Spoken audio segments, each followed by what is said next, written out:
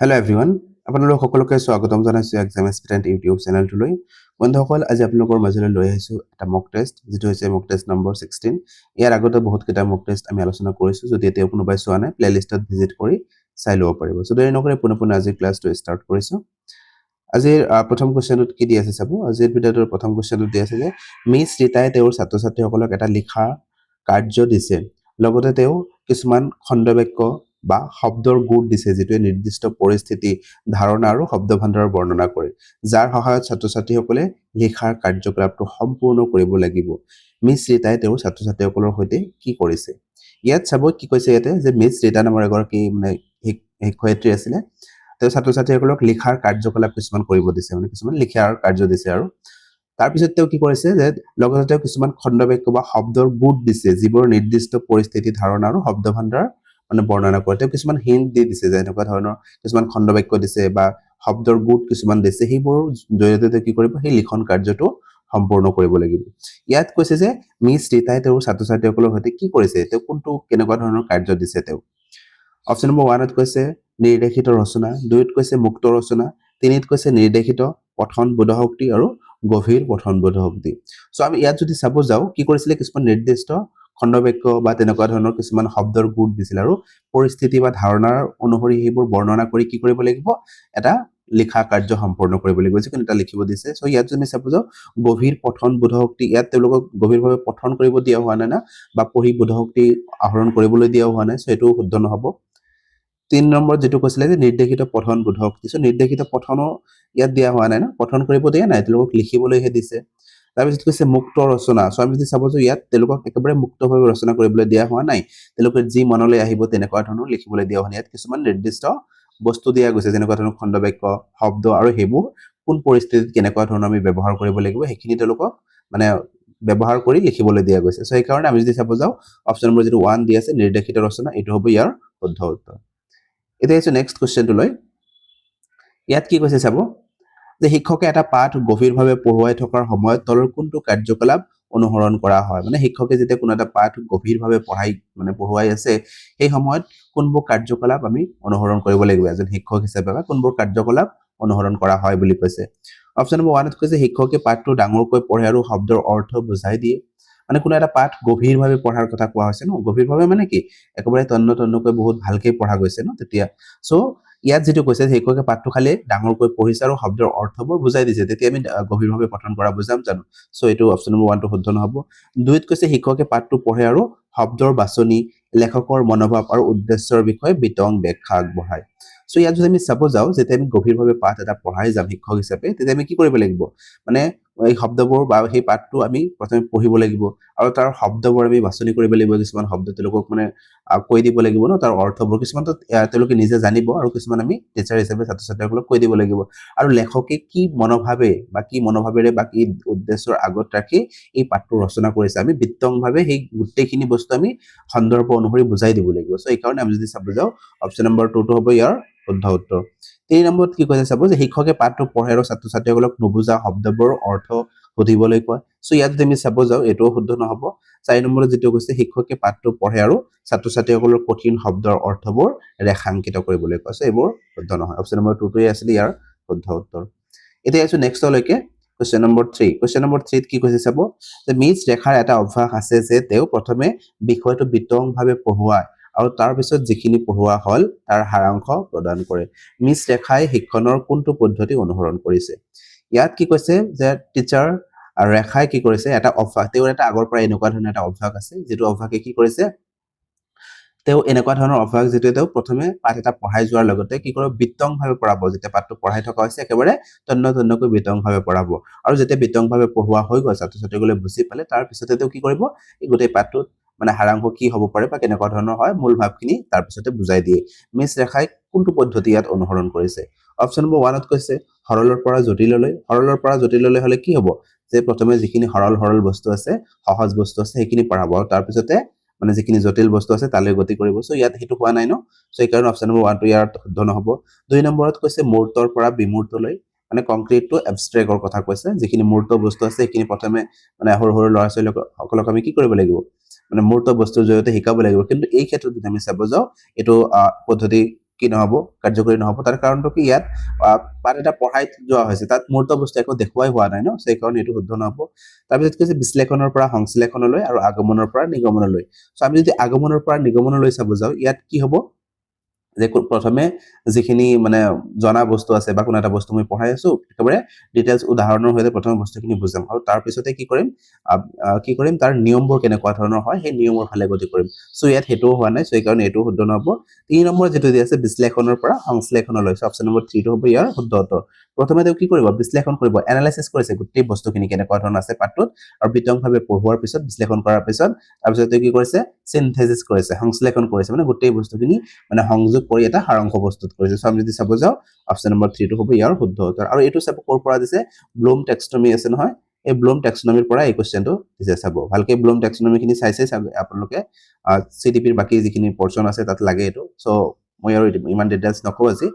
Option number 3 টো আছিল ইয়াৰ শুদ্ধ উত্তৰ এতিয়া আইছো নেক্সট কোৱেশ্চনটো লৈ কোৱেশ্চন নম্বৰ 4 কোৱেশ্চন নম্বৰ 4 ত কি কৈছে চাব ইয়াত কৈছে যেতিয়া শ্ৰীযুত গৰ্ভিতে তেওঁৰ শ্ৰেণীত এটা নিদানমূলক পৰীক্ষাৰ ব্যৱহাৰ কৰে তেতিয়া তেওঁ ইয়াত কৈছে যেতিয়া কোনো এটা ছাত্ৰ-ছাত্ৰীসকলক কোনো এটা শ্ৰেণীত ছাত্ৰ-ছাত্ৰীসকলক আমি নিদানমূলক পৰীক্ষা কৰিম বা ডায়াগনস্টিক টেষ্ট কৰিম তাৰ আগতে তেওঁ কি কৰিব লাগিব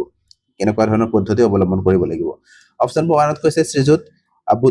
কি কৈছে তে শ্ৰেণীৰ বুদ্ধিমান ছাত্ৰ-ছাত্ৰীসকলক চিনাক্ত কৰিব লাগিব আমি নিদানমূলক পৰীক্ষা কৰিবলৈ যাওতে অকল যিখিনি বুদ্ধিমান ছাত্ৰ-ছাত্ৰীসকল আছে তেওঁলোকক চিনাক্ত কৰিম জানো নিদানমূলক পৰীক্ষা এই কাৰণেই কৰা হয় যিখিনি দুৰ্বল আৰু পিছপৰা ছাত্ৰ-ছাত্ৰীসকল আছে যাতে আমি তেওঁলোকক চিনাক্ত কৰিব পাৰো আৰু তেওঁলোকক চিনাক্ত কৰাৰ পিছত আমি যাতে এটা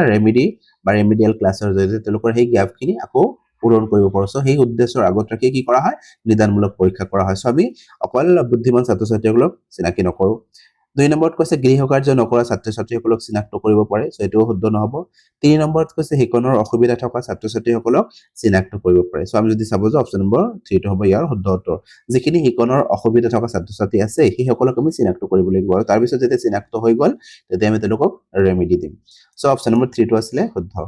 এতিয়া আইছো নেক্সট লৈকে কোৱেশ্চন নম্বৰ 5 কোৱেশ্চন নম্বৰ 5 ত কি কৈছে চাব মিজ সংগীতৰ শ্ৰেণীত পঢ়াৰ আগৰ কৌশলবোৰ ব্যৱহাৰ কৰাৰ কাৰণ হৈছে তেওঁ বিচাৰে ইয়াত কোৱেশ্চনটো অলপ খেলিমেলি হৈছে ন তেনেকুৱাকে দিয়া আছিল মই তাৰ পৰাই লৈছো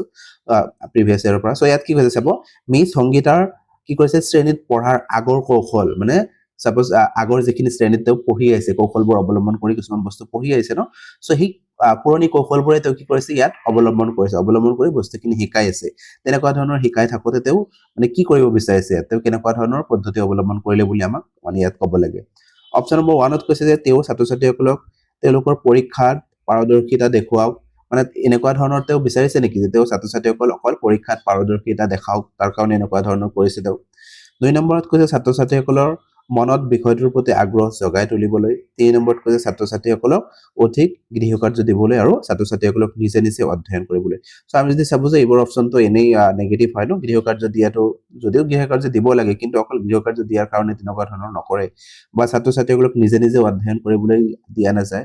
বা তেওঁলোকৰ পাৰদৰ্শিতা দেখুৱাৰ কাৰণেও এনেকুৱা ধৰণৰ কৰা নহয় ইয়াত এনেকুৱা ধৰণৰ একচুয়ালি কোৱেশ্চনটো হ'ব লাগিছিল যে পূৰ্ব জ্ঞানৰ ব্যৱহাৰ কৰিছে ন পূৰ্ব জ্ঞানৰ ব্যৱহাৰ এই কাৰণে কৰা হয় যে ছাত্ৰ-ছাত্ৰীসকলৰ যি বিষয়টো আছে তেওঁলোকৰ যাতে সেই বিষয়টোৰ প্ৰতি আগ্ৰহ এটা আহে সাপোজ মই হাতীৰ বিষয়ে এটা পাঠ পঢ়াই আছো হাতীৰ বিষয়ে কোনো এটা পাঠ আছে আৰু হাতীৰ বিষয়ে তেওঁলোকৰ নলেজ কেনেকুৱা ধৰণৰ আছে পূৰ্ব জ্ঞান কেনেকুৱা ধৰণৰ আছে সেইখিনি যদি আমি আগতে পৰীক্ষা কৰি লও বা তেওঁলোকৰ হাতীৰ বিষয়ে বিভিন্ন ধৰণৰ কোৱেশ্চন হলো তেওঁলোকৰ জিজ্ঞাসা আমি তৈয়াৰ কৰিব পাৰো তাৰ পিছত যদি আমি পাঠটো পঢ়াও তেতিয়া তেওঁলোকৰ কি হ'ব আগ্ৰহ এটা জন্মিল ন তেওঁলোকৰ বিষয়টোৰ প্ৰতি আগ্ৰহ জগাই তোলা সো এই কাৰণে আমি যদি চাব যাও অপচন নম্বৰ 2 টো হ'ব ইয়াৰ শুদ্ধ উত্তৰ সো কোৱেশ্চনটো অলপ খেলমেলি আছিল তথাপি আপোনালোকে চাব এতিয়া এইটো নেক্সট লৈকে 6 ত কি দি আছে চাব লেব বাইগস্কিৰ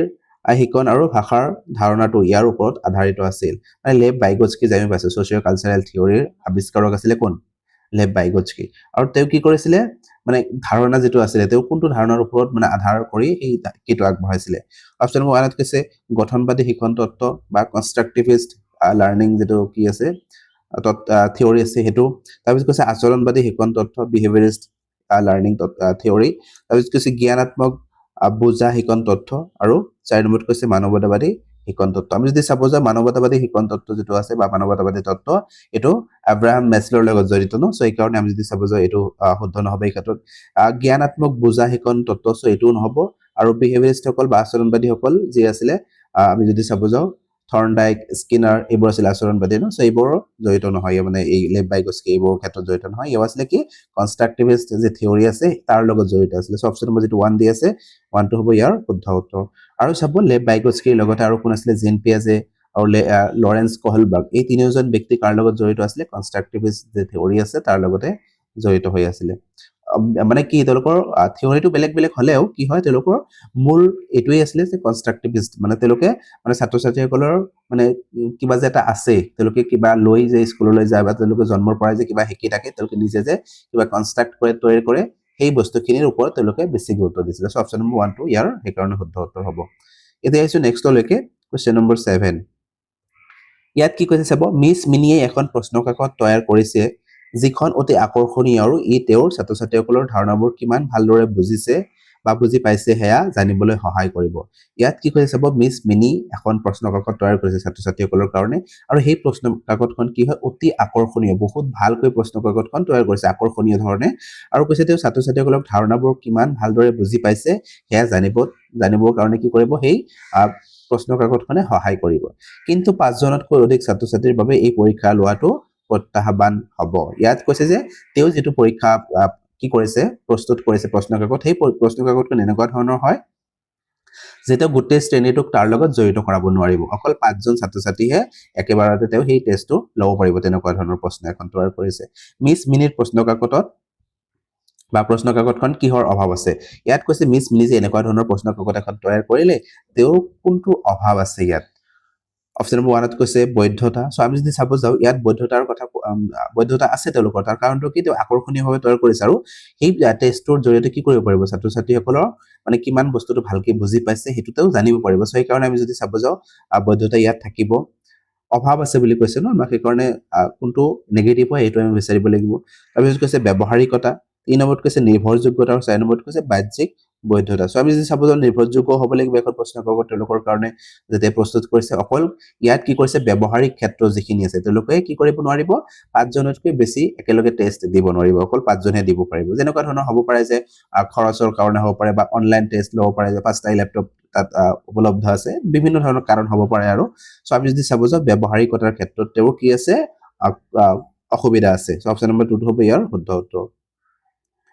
এতিয়া আহিছো নেক্সটলৈকে, কুৱেশ্যন নম্বৰ 8। ইয়াত কি কৈছে চাব, ডেছ পৰীক্ষাসমূহৰ উদ্দেশ্য হৈছে শিক্ষাৰ্থীয়ে বাস্তৱ জীৱনৰ পৰিস্থিতিত এটা ভাষাৰ বিষয়ে কি জানে আৰু কি শিকিছে তাৰ প্ৰয়োগ কৰাৰ ক্ষমতা জোখা। যে কোনটোৰ জৰিয়তে আমি পৰীক্ষা মানে এনেকুৱা ধৰণৰ পৰীক্ষা কৰিব পাৰো, বা এনেকুৱা পৰীক্ষাসমূহৰ উদ্দেশ্য কি, যিটো কি হৈছে শিক্ষাৰ্থীসকলৰ বাস্তৱ জীৱনৰ যি পৰিস্থিতি আছে, বা এটা ভাষাৰ বিষয়ে তেওঁ কি জানে আৰু কি শিকিছে বা কেনেকুৱা ধৰণৰ প্ৰয়োগ কৰিব পাৰিছে, সেই ক্ষমতা আমি জুখিব পাৰো। অপশ্যন নম্বৰ 1ত কৈছে অৰ্হতা, আমি অৰ্হতাৰ জৰিয়তে এইবোৰ কৰিব পাৰিম। তাৰপিছত কৈছে পাৰদৰ্শিতা, 3 নম্বৰত কৈছে কৃতিত্ব, আৰু 4 নম্বৰত কৈছে কাৰ্যক্ষমতা। চ' আমি যদি চাব যাওঁ ইয়াৰ কোনটো শুদ্ধ উত্তৰ হ'ব, অপশ্যন নম্বৰ যিটো 2 দিয়া আছে পাৰদৰ্শিতা, এইটো হ'ব ইয়াৰ শুদ্ধ উত্তৰ। পাৰদৰ্শী কিমান হৈছে তেতিয়াহে আমি গম পাম, যেতিয়া কোনো এটা পৰীক্ষামূলক বা উদ্দেশ্য আগত ৰাখি তেনেকুৱা ধৰণৰ বাস্তৱ জীৱনৰ পৰিস্থিতি এটাৰ লগত তেওঁ মানে ভাষাৰ মানে ব্যৱহাৰ কৰিবলৈ দিম আমি, তেওঁ কিমান পাৰদৰ্শী হৈছে সেই বিষয়টোৰ প্ৰতি, তেতিয়া আমি তেওঁৰ ক্ষমতাটো আমি জুখি চাব পাৰিম। অকল অৰ্হতা বুলি আমি নকওঁ, বা কৃতিত্ব বুলিও নকওঁ, বা কাৰ্যক্ষমতাও নকওঁ। অপশ্যন নম্বৰ 2টো ইয়াৰ শুদ্ধ উত্তৰ। এতিয়া আহিছো নেক্সটলৈকে, কুৱেশ্যন নম্বৰ 9। কুৱেশ্যন নম্বৰ 9ত কি কৈছে চাব, মিছ চিলাই তেওঁৰ 7ম শ্ৰেণীৰ ছাত্ৰ ছাত্ৰীসকলক কি কৰিছে, বাক্যৰ প্ৰকাৰৰ বিষয়ে পঢ়ুৱাইছে। তেওঁ প্ৰথমে তেওঁলোকৰ সচৰাচৰ ব্যৱহাৰ হোৱা বাক্যৰ কিছুমানৰ উদাহৰণ দিয়ে, আৰু তাৰ পিছত বিভিন্ন প্ৰকাৰৰ বাক্যসমূহ বুজাই দিয়ে। মিছ চিলাই শিক্ষণৰ কোনটো পদ্ধতি অনুসৰণ কৰিছে? ইয়াত কি কৈছে চাব, মানে শিক্ষয়িত্ৰী চিলাই 7ম শ্ৰেণীৰ ছাত্ৰ ছাত্ৰীসকলৰ কাৰণে কি কৰিছে, মানে কিছুমান বাক্যৰ প্ৰকাৰ যে আছে, সেই বাক্যৰ প্ৰকাৰবোৰ বা বাক্যৰ বিষয়ে পঢ়াই আছে,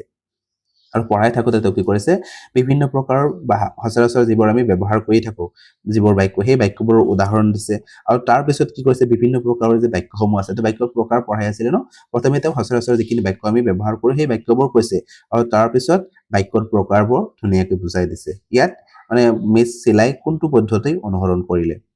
অপশ্যন নম্বৰ 1ত কৈছে নিগমনৰ পৰা আগমনলৈ। নিগমনৰ হ'লে কি হ'ব, প্ৰথমে তেওঁ সূত্ৰখিনি ক'ব, আৰু তাৰপিছত উদাহৰণলৈ আহিব। চ' ইয়াত তেনেকুৱা ধৰণৰ হৈছে নে, প্ৰথমে তেওঁ কি কৰিছে, উদাহৰণ দিছে বিভিন্ন ধৰণৰ, আৰু তাৰপিছতে বাক্যৰ প্ৰকাৰলৈ আহিছে। সেইকাৰণে আমি যদি চাব যাওঁ অপশ্যন নম্বৰ 1টো শুদ্ধ নহ'ব। তাৰপিছত কৈছে মূৰ্তৰ পৰা অমূৰ্তলৈ। চ' ইয়াত মূৰ্তৰ পৰা অমূৰ্তলৈও হোৱা নাই, এইটো শুদ্ধ নহ'ব। 3 নম্বৰত কৈছে বিশ্লেষণৰ পৰা সংশ্লেষণলৈ আৰু 4 নম্বৰত কৈছে আগমনৰ পৰা নিগমনলৈ সো আমি যদি চাব যাওঁ প্ৰথমে তেওঁ কি কৰিছে বিভিন্ন ধৰণৰ উদাহৰণ দিছে উদাহৰণ মানে কি বাস্তৱ জীৱনত কেনেকুৱা ধৰণৰ বাক্য ব্যৱহাৰ কৰে সেই বাক্যবোৰ কৈছে আৰু তাৰ পিছত সেই বাক্যবোৰৰ পৰাই কি কৰিছে এই বাক্যৰ যে প্ৰকাৰ আছে তাৰ মাজৰ পৰাই কৈ দিছে তেওঁলোকে কৈছে এইটো এনেকুৱা ধৰণৰ বাক্যৰ প্ৰকাৰ হয় আৰু এই সেন্টেন্সটো যে আমি কলো সেই সেন্টেন্সটো কি কৰিব মানে সৰল বাক্যৰ ভিতৰত পৰিব বা জটিল বাক্যৰ ভিতৰত পৰিব নে মিশ্ৰ বাক্যৰ ভিতৰত পৰিব তেনেকুৱা ধৰণৰ আমি তেওঁলোকক কি কৰিব মানে কি কৰিছে টিচাৰ গৰাকীয়ে কৈ দিছে সো আমি যদি চাব যাওঁ বিশ্লেষণ বা বিশ্লেষণৰ পৰা সংশ্লেষণ নহব ইয়াত আগমনৰ পৰা নিগমন যেটো আছে অপচন নম্বৰ 4 এটো হ'ব ইয়াৰ শুদ্ধ উত্তৰ এতিয়া আছে নেক্সট লৈকে কোৱেশ্চন নম্বৰ 10 ইয়াত কি কৈছে চাব প্ৰতিকাৰমূলক শিক্ষণ বা ৰেমেডিয়েল ক্লাছ আৰম্ভ কৰাৰ আগতে শ্ৰীযুত দিনেশে কি কৰা উচিত ইয়াত কৈছে যে প্ৰতিকাৰমূলক বা ৰেমেডিয়েল ক্লাছ যে দিয়া হয় ৰেমেডিয়েল ক্লাছ দিয়াৰ আগতে শ্ৰীযুত দিনেশ মানে শিক্ষকজন আছিল দিনেশ আৰু তেওঁ কি কৰিব লাগিব প্ৰথমে ছাত্ৰ-ছাত্ৰীসকলৰ অপচন নম্বৰ 1 ত কৈছে কিমানজন ছাত্ৰ-ছাত্ৰী আজৰি সময় আছে তাক চোৱা উচিত কিমানজন ছাত্ৰ-ছাত্ৰীৰ আজৰি সময় আছে হেতুৱে চাব নেকি টিচাৰজনে যে ৰেমেডিয়েল ক্লাছ লাভ তেওঁলোকে যদি আজৰি হৈ আছে তেতিয়াহে লম 2 নম্বৰত কৈছে এটা নিদানমূলক পৰীক্ষা কৰা উচিত 3 নম্বৰত কৈছে অভিভাৱকৰ সৈতে কথা পতা উচিত আৰু 4 নম্বৰত কৈছে ছাত্ৰ-ছাত্ৰীৰ সৈতে কথা পতা উচিত আমি যদি চাব যাওঁ অকল ছাত্ৰ-ছাত্ৰী বা অভিভাৱকৰ সৈতে কথা পাতিলে ৰেমেডিয়েল ক্লাছ জানো দিব পাৰিম সো ৰেমেডিয়েল ক্লাছ এটা দিবলৈ হলে আমি আগতে পালো ন যে তেওঁলোকক নিদানমূলক পৰীক্ষা দিব লাগিব ডায়াগনস্টিক টেষ্ট কৰিব লাগিব আৰু যিখিনি ছাত্ৰ-ছাত্ৰী দুৰ্বল হৈ আছে তেওঁলোককহে আমি ৰেমেডিয়েল ক্লাছ দিম সো এই কাৰণে আমি যদি চাব যাওঁ অপচন নম্বৰ 2 টো হ'ব ইয়াৰ শুদ্ধ উত্তৰ এতিয়া আছে নেক্সট লৈকে 11 ইয়াত কি কৈছে চাব মিস সভাই ইংৰাজী শ্ৰেণীত প্ৰথমে এটা অনুচ্ছেদ পঢ়ে আৰু তাৰ পিছত ইয়াৰ বিষয়বস্তুৰ লগতে নতুন শব্দবোৰৰ অৰ্থ মাতৃভাষাত বুজাই দিয়ে ব্যাকৰণৰ নিয়মবোৰ বিতংভাৱে শিকোৱাৰ পাছত উদাহৰণৰ অনুশীলন কৰায় মিস সভাই শ্ৰেণীকোঠাত কোনটো ভাষা পদ্ধতি ব্যৱহাৰ কৰিছে ইয়াত কি কৈছে চাব মিস সভাই ইংৰাজী শ্ৰেণীত প্ৰথমে কি কৰিছে এটা অনুচ্ছেদ পঢ়ে প্ৰথমে পঢ়ি দিছে তেওঁ আৰু পঢ়াৰ পিছত তেওঁ কি কৰিছে তাৰ পিছত ইয়াৰ বিষয়বস্তুৰ লগতে নতুন শব্দবোৰৰ অৰ্থ মানে এই বিষয়বস্তুটো কেনেকুৱা ধৰণৰ হয় আৰু তাৰ অৰ্থবোৰ কেনেকুৱা ধৰণৰ হয় হেকিনি মাতৃভাষাত বুজাই দিছে আৰু ব্যাকৰণৰ নিয়মবোৰ বিতংভাৱে শিকাইছে মানে ব্যাকৰণৰ নিয়মবোৰ প্ৰথমে বিতংভাৱে বহুত ধুনীয়াকৈ শিকাইছে আৰু তাৰ পিছতে উদাহৰণ কি কৰিছে উদাহৰণৰ সৈতে হেবোৰ অনুশীলন কৰিছে বা প্ৰেক্টিস কৰিছে মিস সভাই কোনটো পদ্ধতি ইয়াত ব্যৱহাৰ কৰিল অপচন নম্বৰ 1 ত কৈছে নীৰৱ পদ্ধতি হলে সাইলেন্ট হৈ থাকিব লাগিব ন সাইলেন্ট হৈ থাকিলে তো এইবোৰ কৰিবই নোৱাৰিব সো এটো শুদ্ধ নহব যোগাযোগমূলক ভাষা শিক্ষণ পদ্ধতিৰ কথা কৈছে যোগাযোগমূলক ভাষা শিক্ষণ পদ্ধতি হ'বলৈ হলে কি কৰিব লাগিব আমি এজনে আন এজনৰ লগত যোগাযোগ কৰিব লাগিব বা বাস্তৱ জীৱনৰ লগত আমি কি কৰিব লাগিব কমিউনিকেশ্যন কৰিব লাগিব তেতিয়াহে যোগাযোগমূলক ভাষা শিক্ষণ পদ্ধতি হ'ব সো ইয়াত হেতুটো হোৱা নাই সো এই কাৰণে এটো শুদ্ধ নহব 3 নম্বৰত কৈছে ব্যাকৰণ অনুবাদ পদ্ধতি আৰু 4 নম্বৰত কৈছে গাঠনিক মৌখিক পৰিস্থিতিগত পদ্ধতি সো আমি যেটো পালো কি কৈছে এতে যোগাযোগমূলক পালো আৰু গাঠনিগত মৌখিক পৰিস্থিতিগত পদ্ধতি সো প্ৰায় সিমিলাৰ হয় মানে এই কাৰণে এটো শুদ্ধ নহব ব্যাকৰণগত আমি যদি চাব যাওঁ ব্যাকৰণ অনুবাদ পদ্ধতি যেটো দি আছে এটো হ'ব ইয়াৰ শুদ্ধ উত্তৰ তাৰ কাৰণটো কি ইয়াত কি কৰিছে প্ৰথমে এটা পেৰাগ্ৰাফ পঢ়াৰ পিছত হেতু মাতৃভাষাত বুজাই দিছে আৰু মাতৃভাষাত বুজাই দিয়াৰ পিছত ব্যাকৰণৰ নিয়মবোৰ কেনেকুৱা ধৰণৰ হয় হেকনিও তেওঁলোকক বিতংভাৱে শিকাইছে আৰু তাৰ পিছতে তেওঁলোকৰ উদাহৰণবোৰ কি কৰিছে প্ৰেক্টিস কৰিছে উদাহৰণৰ সৈতে সো এই কাৰণে এটো 3 নম্বৰ অপচনটো ব্যাকৰণ অনুবাদ পদ্ধতি ইয়াৰ শুদ্ধ উত্তৰ হ'ব এতিয়া আছে নেক্সট লৈকে কোৱেশ্চন নম্বৰ 12 ইয়াত কি কৈছে চাব তলৰ কোনটো কাৰ্যকলাপ মৌখিক ভাষাৰ দক্ষতা বিকাশৰ আটাইতকৈ বেছি সহায় কৰে বা বেছি সহায়ক হ'ব ইয়াত কি কৈছে চাব মৌখিক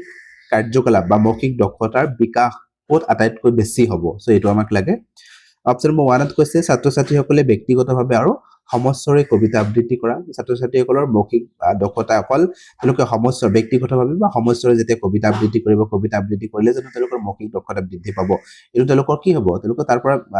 আনন্দ লাভ কৰাৰ কাৰণে বা কবিতাবোৰ কিহৰ কাৰণে পঢ়া হয় লয় এটা আছে যে গানৰ নিচিনা গানো সো এই কাৰণে আমি কবিতাবোৰ বেছি পঢ়ো আনন্দ লাভৰ কাৰণে সো ইয়াত মৌখিকভাৱে কিছু পৰিমাণে হ'ব তেওঁলোকৰ কিন্তু ইমান ভালকে ইয়াত নহব অপচন নম্বৰ 1 গল টুত কৈছে যে অভিনয় বা ভাওনাৰ অংশগ্ৰহণ কৰা সো আমি যদি তেওঁলোকে কি কৰিব দিও ভাওনা কৰিবলৈ দিও বা অভিনয় কৰিবলৈ দিও তেতিয়া কি হ'ব তেওঁলোকৰ গুটেইখিনি যিমান আছে অকল তেওঁলোকৰ মৌখিক দক্ষতাৰ লগতে আৰু বাকি যিখিনি দক্ষতা আছে হেকিনিও বিকাশ হ'ব সো আমি যদি চাব যাও অপচন নম্বৰ 2 টো হেকাৰণে শুদ্ধ ইয়াত 3 নম্বৰত কৈছে শিক্ষকৰ পিছত পাঠ্যপুথিৰ অধ্যয় সমস্যৰে পঢ়া শিক্ষকৰ পিছে যদি পঢ়ি যাও হেতু মানে আমি মৌখিক দক্ষতাৰ বিকাশ হল বুলি ক'ব নোৱাৰো শিক্ষকৰ পিছত আৰু চাইটো নহব অপচন নম্বৰ 2 টো ইয়াৰ শুদ্ধ উত্তৰ এতিয়া আছে নেক্সট লৈকে কোৱেশ্চন নম্বৰ 13 ইয়াত কি কৈছে চাব এটা ভাল কথা কোৱাৰ কাৰ্যকলাপ হৈছে য'ত মানে এনেকুৱা ধৰণৰ এটা কথা কোৱাৰ কাৰ্যৰ কথা কৈছে যেটো কি কৰিব বহুত ভাল এই চাৰিটাৰ মাজৰ পৰা এইটো একেবাৰে উৎকৃষ্ট হ'ব ভাল কথা কোৱাৰ কাৰ্যকলাপ অপশ্যন নম্বৰ 1ত কৈছে শিক্ষকে বেছিকৈ কথা পাতে মানে ভাল কথা কোৱাৰ কাৰ্যকলাপ হলে অকল শিক্ষকে কথা পাতিব সাপোজ মই ক্লাছৰুম এটা কথা কোৱা হৈছে ইয়াত একচুয়ালি মানে ক্লাছ এটা কৰি আছো ক্লাছ কৰি থাকোতে মই অকল টিচাৰ মই অকল কথা পাতি আছো মানে মই বুজাই আছো তেওঁলোকে নীৰৱভাৱে শুনি আছে সো এটো কেতিয়াও কনস্ট্ৰাকটিভিষ্ট ক্লাছৰুম নহব বা আজিকালি যেটো আমাৰ ক্লাছৰুম বৰ হয় এই ক্লাছৰুম বৰ কি হ'ব লাগে কনস্ট্ৰাকটিভিষ্ট যেটো এপ্ৰোচ আছে হেটো মানে ফলো হ'ব লাগে সো আমি যদি এই কাৰণে ক'ব যাও যে অকল টিচাৰ এক্টিভ হৈ থাকিলে নহব টিচাৰৰ লগতে কি হ'ব লাগিব ষ্টুডেন্ট খিনিও এক্টিভ হ'ব লাগিব সো এই কাৰণে আমি যদি চাব যাও এটো অপচন নম্বৰ 1 টো শুদ্ধ নহব শিক্ষাৰ্থী বেছিকৈ কথা পাতে সো আমি যদি চাব যাও কনস্ট্ৰাকটিভিষ্ট ক্লাছৰুম হলে এটো ভাবা হয় যে এই ক্লাছৰুমটো অলপ হাল্লা হ'ব অলপ শোৰ হ'ব সো এই কাৰণে অপচন নম্বৰ 2 টো যদি আমি চাব যাও এটো শুদ্ধ হ'ব যে শিক্ষাৰ্থীসকলে বেছিকৈ কথা পাতিব তেওঁলোকক সাপোজ আমি ভাষা এটা শিকাই আছো মানে ভাল কি কৈছে এটা কথা কোৱাৰ কাৰ্য দিয়া গৈছে ন তেওঁলোকৰ মাজত আমি গ্ৰুপ বনাই দিব পাৰো গ্ৰুপ বনাই দি তেওঁলোকক কথা মানে গ্ৰুপ হিচাপত তেওঁলোকক কথা পাতিব দিব পাৰো সো যেতিয়া তেওঁলোকে বেছি এক্টিভ হ'ব বাবে কথা পাতি থাকিব তেতিয়াহে আমি এটা ভাল কথা কোৱাৰ কাৰ্যকলাপ হৈছে বুলি ক'ব পাৰিম অপচন নম্বৰ 1ত কৈছে অংশগ্ৰহণৰ মানে অসমান হয় সো এটো শুদ্ধ নহব তাৰপিছত 4 নম্বৰত কৈছে স্পষ্টবাদী ছাত্ৰ-ছাত্ৰীসকলক অংশগ্ৰহণ আটাইতকৈ বেছি আছে এটো এৰ শুদ্ধ উত্তৰ নহব এতিয়া আছে নেক্সটলৈকে 14 ইয়াত কি কৈছে চাব যে এটা ভাষা শিকাৰ ক্ষেত্ৰত ভুলবোৰ যে এটা ভাষা এটা শিকি আছো এই ভাষা শিকাৰ ক্ষেত্ৰত বিভিন্ন ধৰণৰ প্ৰথম অৱস্থাত ভুল হ'ব পাৰে ন সো এই ভুলবোৰ কেনেকুৱা ধৰণৰ আমি ভাবিব লাগিব কেনেকুৱা মানে হিচাপত আমি ল'ব লাগিব অপচন নম্বৰ 1ত কৈছে শিকাত সহায় কৰে সো আমি যদি চাব যে অবিয়াসলি আমি কি কৰো প্ৰথম অৱস্থাত বিভিন্ন ধৰণৰ ভুল কৰো আৰু সেই ভুলবোৰৰ পৰা আমি কি কৰো মানে শিকি থাকো সাপোজ মই আপোনালোকৰ কথাই কৈছো কোনোবাই প্ৰথমবাৰ চিটেট দিছে প্ৰথমবাৰ দিয়াৰ পিছতে কি হৈছে মানে কোনবা এটা কোশ্চেন ভুল হৈ গৈছে বা দুটা কোশ্চেন ভুল হৈ গৈছে যাৰ কাৰণে তেওঁ কি কৰিব পৰা নাই মানে অলপ 1 নম্বৰ 2 নম্বৰৰ কাৰণে মানে পাস কৰিব পৰা নাই তেনেকুৱা ধৰণৰ বহুত ষ্টুডেন্ট আছে সো এই কি হল প্ৰথমে এটা ভুল হল বা তেনেকুৱা ধৰণৰ ভুলৰ কাৰণে তো কৰিব নোৱাৰিলে আৰু নেক্সট বাৰ যেতিয়া পৰীক্ষা দিব তেতিয়া কি হ'ব তো এইবোৰ ক্ষেত্ৰত একেবাৰে সতৰ্ক হ'ব নহয় মোৰ এটো ভুল হৈছিল আৰু এনেকুৱা ধৰণৰ ভুলৰ কাৰণে মই এক্সামটো পাস কৰিব নোৱাৰিলো আৰু যাৰ কাৰণে মই চাকৰিৰ পৰাও বঞ্চিত হ'বলগীয়া হল সো এই কাৰণে আমি ক'ব পাৰো যে ভুলৰ পৰা আমি শিকি থাকো আৰু সেই শিকনটো বহুত ভাল হয় ভুলৰ পৰা শিকাটো কি হয় বহুত উপকাৰত আহে পিছলৈ গৈছে এই কাৰণে আমি ক'ব পাৰো শিকাত সহায় কৰিব 2 নম্বৰত কৈছে শিকাত বাধা স্বৰূপ হ'ব যে ভুলবোৰ কেতিয়াও শিকাত বাধা স্বৰূপ নহয় আৰু প্ৰথম পৰ্যায়ত ভুল হ'বই যিকোনো বস্তু এটা শিকি থাকোতে প্ৰথম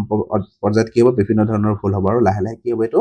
আমি যেতিয়া মানে ভুলবোৰ কৰি থাকিম আৰু সেই ভুলটো আমি নিৰীক্ষণ কৰিম যে মোৰ ক'ত ভুল হ'ল কেনেকুৱা ধৰণৰ ভুল হ'ল আমি হেতু নিৰীক্ষণ কৰি তাক শুধৰাই ল'ব পাৰিম সো এই কাৰণে বাকি অপচনবোৰ শুদ্ধ নহব তাৰপিছত কৈছে শুধৰণি কাৰ্যবোৰ বুজা মানে বৃদ্ধি কৰে সেটো শুদ্ধ নহব এটো শুদ্ধ নহব ঋণাত্মক মানে প্ৰৰচনাও নকৰে সো এই কাৰণে অপচন নম্বৰ 1 টো ইয়াৰ শুদ্ধ উত্তৰ আছিল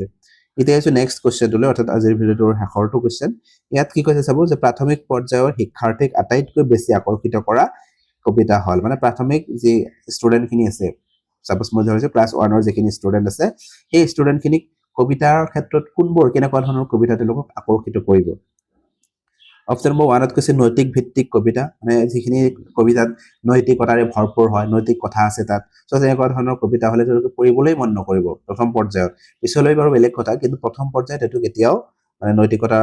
যুক্ত তেনেকুৱা ধৰণৰ কবিতা শিকালে ভাল নহব সো আমি তেওঁলোকক নৈতিকতা শিকাম কেনেকুৱা ধৰণৰ শিকাম নৈতিকতা সাধু কথাৰ জৰিয়তে তেওঁলোকক আমি নৈতিকতা শিকাব পাৰো কিন্তু কবিতাৰ জৰিয়তে কেতিয়াও নৈতিকতা শিকাব নোৱাৰো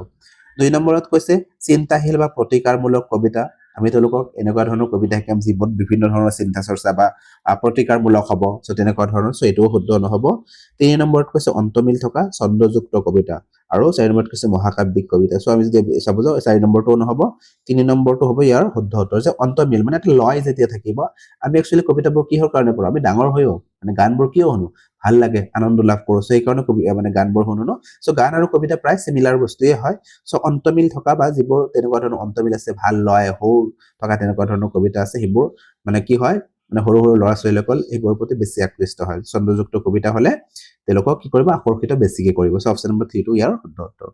আজিৰ ভিডিওটোতে 15টা কোশ্চেন আলোচনা কৰিলো যদি ভিডিওটো ভাল পায় লাইক আৰু শেয়াৰ কৰিব আৰু এতিয়াও যদি আমাৰ চেনেলটো সাবস্ক্ৰাইব নকৰাকৈ আছে সাবস্ক্ৰাইব কৰি কাষত থকা বেল আইকনটো দবাই ৰাখিব ভিডিওটো শেষলৈ চোৱাৰ বাবে ধন্যবাদ